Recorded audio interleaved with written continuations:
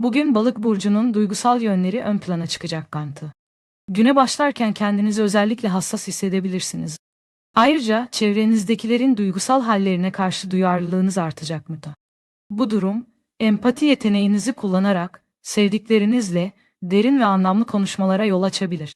İş hayatınızda yaratıcılığınızı kullanabileceğiniz, projelere yöneleceğiniz bir gündesiniz. İçsel sesinizi dinlemekte fayda var. Sezgileriniz sizi doğru yönlendirebilir. Ani kararlar almaktan kaçının, sabırlı olun. Aşk hayatınızda ise romantik sürprizlere açık bir döneme giriyorsunuz Mera. Partnerinizle paylaşımlarınızı artırarak aranızdaki bağı kuvvetlendirebilirsiniz.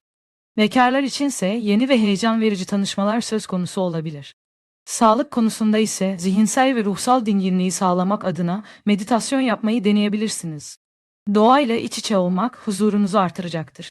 Unutmayın, kendinize zaman ayırmak daima önemlidir.